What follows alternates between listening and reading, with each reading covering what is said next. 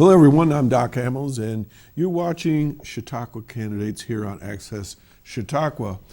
This is going to be a series of 3 interviews this year in 2021, and Chris Burt is the producer and director of this program and has chosen to interview candidates for county executive and county clerk.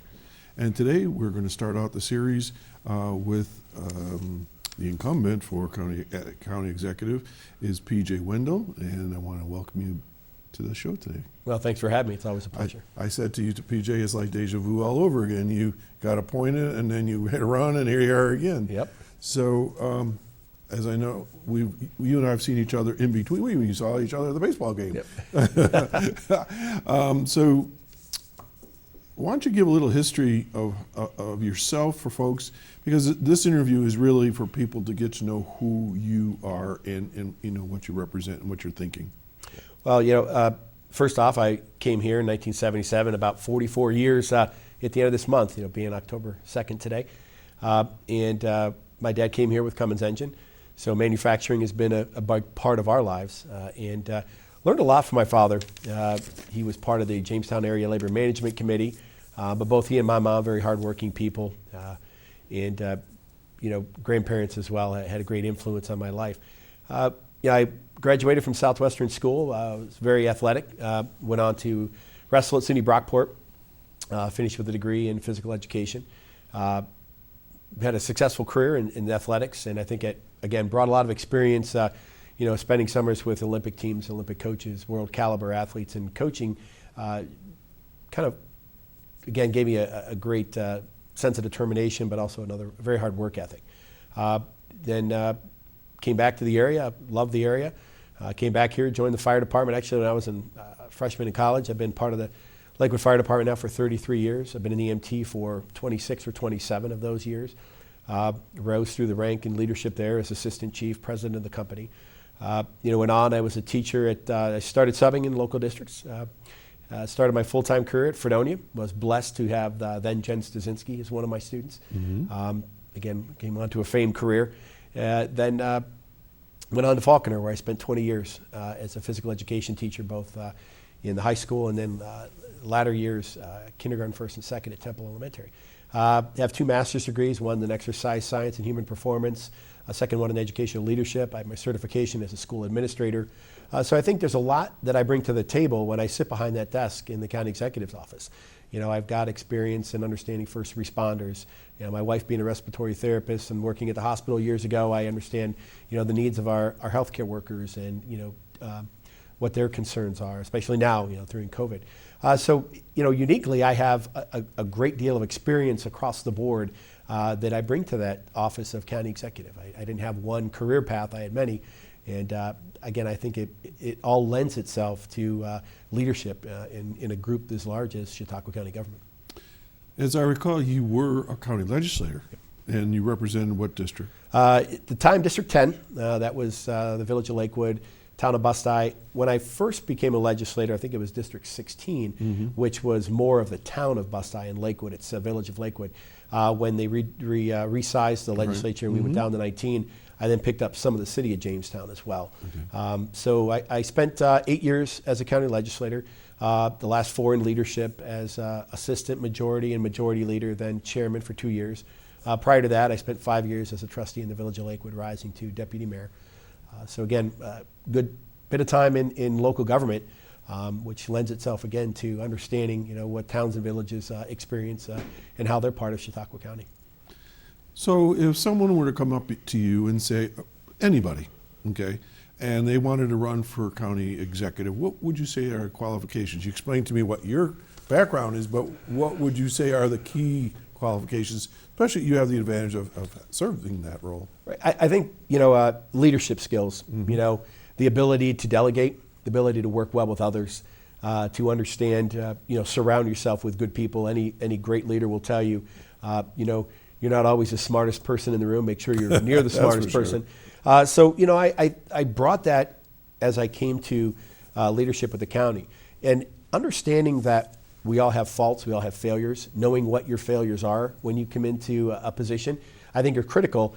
and making sure that you surround yourself, again, with people that are going to be able to assist you and realize you can't do it yourself. I think a lot of it lends to the sport of wrestling. Again, I tell people the decisions as county executive, there's one name at the top of the letterhead preceding all of my department heads, then that's mine. And at the end of the day, that's my decision. But as I make those decisions, I surround myself with teams of people that provide me the best knowledge and the best advice, because I'm not an expert at everything. And I'll be the first to admit it. But I think, having leadership skills, strong management skills, and understanding people is key. And knowing, Steve Aquario, the director of NISEC, will say otherwise, but knowing when to stay quiet, knowing when you're not the one to talk. For example, in COVID crisis, when you let your doctors talk, or Christine Schuyler, a public health director, or something deal with, we had the plane crash, Sheriff Quattrone was speaking. Those types of things, it's sometimes people want to micromanage, and I make sure I'm not doing that, letting my department heads do their job and assisting them and, guiding when needed and following their lead when needed. So you are wrapping up really your second full year, right? Correct, Okay. yeah. Is it a hard job? I love the job. Is it hard? It depends on how you look at it. Do I think it's a hard job? I think it's a challenging job. I don't think it's hard, but it's demanding. There isn't a day that I don't enjoy going to work. Good. I think there's, the days you have, if you look on your schedule and if you have a meeting with somebody or a group and it's going to be a challenging, and trying to explain your situation, your position, trying to explain or why you want others to, get on board with an idea or, follow a process you started. Those are the days I really enjoy, because it's a matter of, using your intellect, preparing yourself, making sure all your ducks are in a row, your I's are dotted, your T's are crossed. And I think that's what makes the job so exciting. No 2 days are alike. I've told myself that if the day goes well, by 3 o'clock, prepare, something's going to happen in that last hour and a half. But again, it's a 24/7 job. People see me in public, and it's I get my share of criticisms, but it's nice to get those compliments from people I don't know that'll walk up and say, hey, you're doing a great job, and hey, keep up the good work. And a lot of people have said, I would never want to do what you're doing. And I think that makes me unique. I've always liked to be the person who does things, those challenging things, and I really enjoy what I'm doing. How much of a learning curve was there to be the county executive? I mean, we all have different roles in life, and we stand on the sidelines and watch, but then all of a sudden when you have the mantle of responsibility, sometimes there's those, were there any of those O's? I don't know if there were, but there may have been. Yeah. But if there wasn't something I knew, I reached out to the person who did. There you go. I've got a great legal team, in Steve Abdella and the rest of the law department. I've got department heads, throughout the county that are great at what they do. So How many department heads do you have? Do you know? Over 26. Okay. But and some of them there's one department head with 5 or 6 sub departments. Right. And there's some people that we oversee but don't directly report, to the county executive. But all in all, quite a few. And I keep constant tabs as far as we have communication. The departments I work with regularly, I meet with, have weekly meetings with our HR director, Christine Schuyler, our director of public health, and our health commissioner. Sheriff I talk to on a regular basis. DPF director Brad Bentley, and he has multiple divisions under them. But great lines of communication. I think it's another skill that you really have to have, is that communication skill, being able to listen and understand what people are saying and engage. So how does it work? You're county executive, you're elected. Then you have the sheriff who's elected. You got the county clerk, the same thing. Are there other ones? I can't think of anything offhand. District attorney. District attorney. So you have 4 positions. So how do you all interface? We all work well together. There's a lot of times, for example, during the pandemic when it first started, Larry being Barmore being elected official would call up and say, what are we hearing from the state? What have you heard? And again, working collaboratively, knowing he can make decisions on his own, and he did on different occasions. And again, it wasn't, they have a certain, set of guidelines they have to follow. And he's got a mantle of responsibility with him. And, I don't overstep that. He has responsibilities he's required. The sheriff the same way. Law enforcement being an area, we could work together. And I've known the sheriff, probably many of the 44 years I've been here, on a personal level. So it's a great working relationship. And, got to meet Jason Schmidt, our district attorney, over the last year. But again, great working relationships. And I think it's the respect we have for one another. Everyone does their job. We don't overstep our boundaries, but we all work together. And again, it's those communication skills. We always talk. We always communicate with open lines. And I think that's what makes it successful. Because I can well imagine if you weren't on the same page or didn't get along, it could be troublesome. It could very well be. I asked you about those O's, like I didn't know that, but have there been anything that has surprised you in the county in the last 2 years that either you didn't know was coming down the pike, or other than COVID? We'll go there in a little bit. But I mean, as far as the role of the county executive, the responsibilities and so forth, because I mean, you kind of got plucked right out of legislature. I mean, you weren't elected, and you had to make really a life-changing decision. So I mean, were there any surprises at all? There really weren't. Knowing the role of the county executive the last 2 years as chairman, working closely with now Senator Barella, but George, it's hard when I knew him for so long before he became senator. So we still go by first names. But we knew each other well, and working with Vince Horgan when he was executive, understanding the roles. There were some things that I don't say surprised me, but it's you don't realize that's what we do. But no, I don't think there was anything that really surprised me. Now saying that doesn't mean I'm going to get back into the office Monday and something will completely come out of the woodwork. But, I think that's having an understanding of what that job entailed coming into it, although, relatively new and not, it is a life-changing experience, but knowing the role and how that job is part of county government was very Even helpful. the virtual classroom, I know you were a phys ed teacher and your classroom was not the typical classroom, but going into into an office, and then I remember having a secretary and she said, you've been here 6 months and you haven't called me in yet. Well, I said I was a teacher. I wasn't used to having a secretary. But my staff will tell you that too. I think that's one of the things that delegating for us in education. If you didn't do it yourself, it didn't get done. Right. So it's sometimes we're pretty challenging. independent types. Yeah. Exactly. And I still feel one of the things I do not do is I won't have my staff get me coffee or something along those lines. And it's challenging to because I do want to do a lot of things myself, and especially when it comes to responding to constituents. And I've made several phone calls to people on a Friday afternoon at 4:30, and I thought you'd be gone by now, and I didn't think you called. No, that's what I want to bring to this office, and what I did bring as the executive that I'm a normal person. I've chose this position, but I'm an everyday person. I'm not a career politician. I just enjoy running county government, and want to do it as long as I'm able. Good.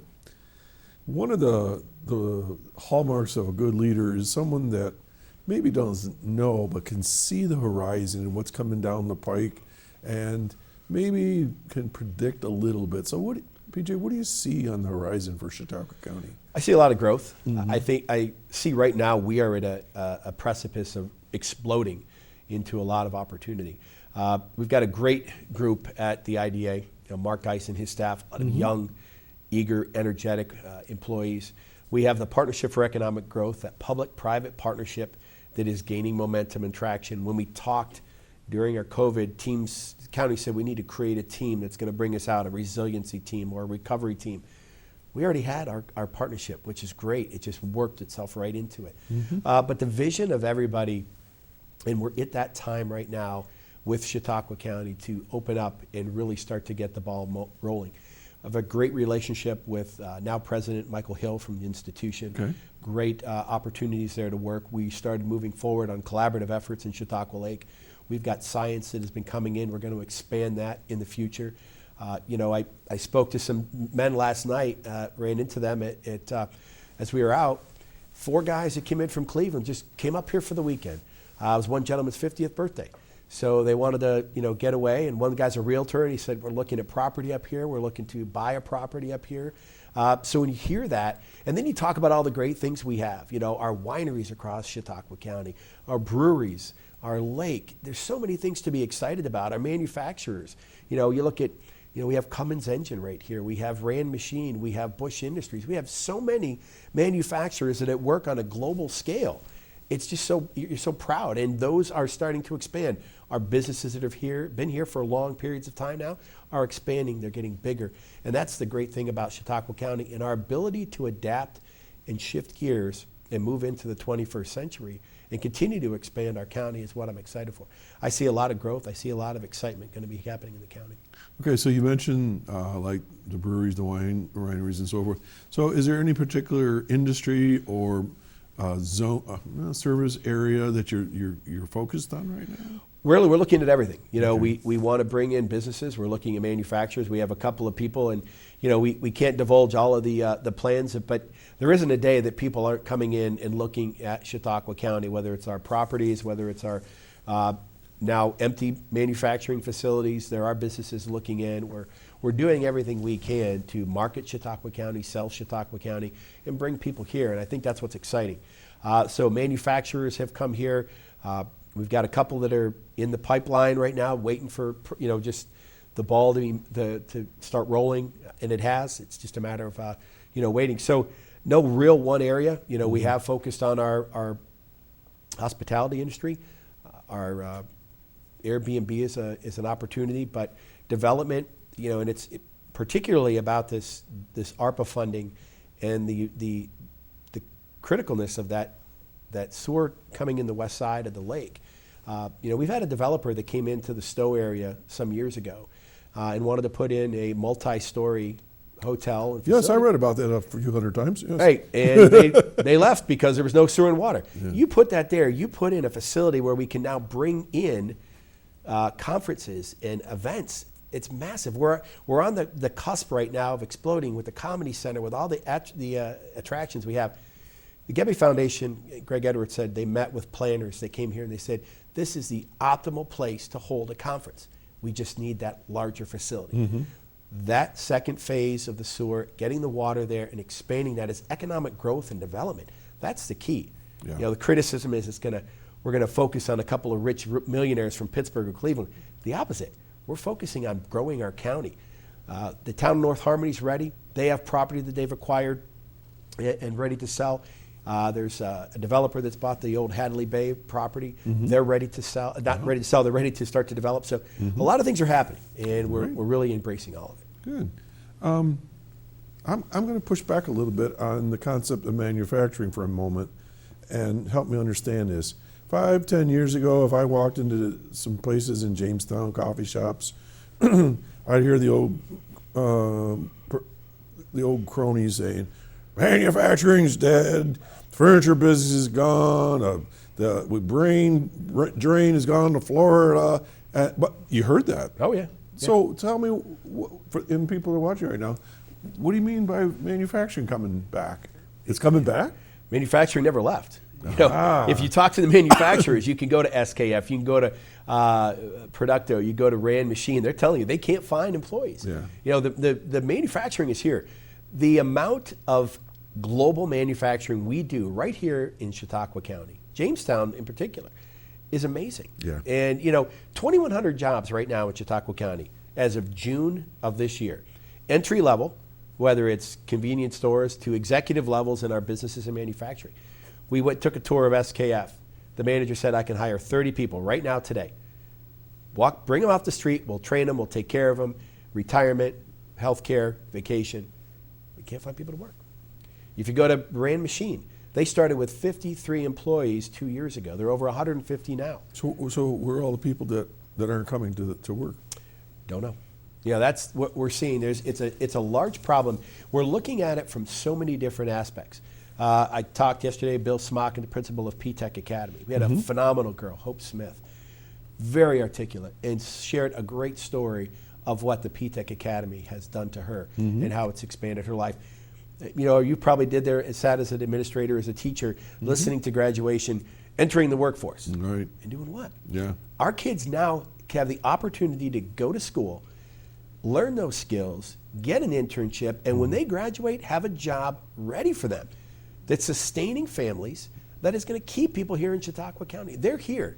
That people have to open. When somebody tells me I can't find a job, I don't believe people are looking hard enough. Right. Because if you talk to our manufacturers, they're hiring left and right. They just can't find people to do it. Good to know. Yeah. And you know, these urban myths, you know, that manufacturing's gone or you can't find a job or whatever, is everything you've said.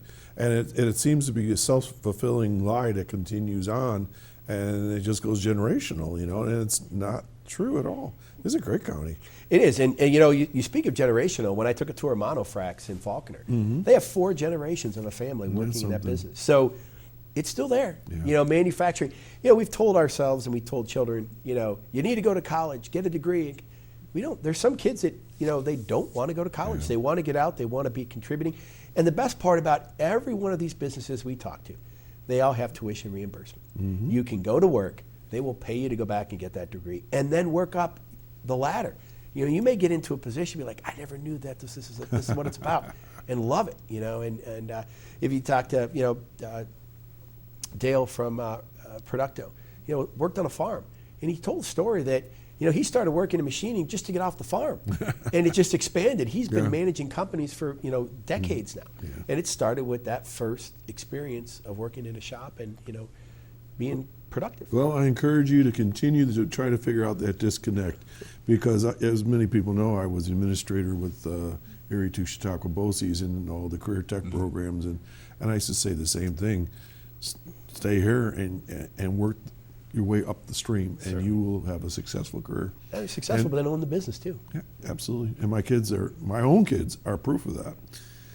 I asked some of the crew here if they had a question or two, and one did pop up, and it kind of goes hand in hand with economic development. But you go through all of our towns, villages, the 2 cities, you see the buildings falling down. Okay, you see some blight, and I know some it's improving. But any updates or any thoughts on what's happening with that? Well, you know, we're monitoring, you know, these opportunities. Many of the villages and towns, there's, you know, block development grants that are out there.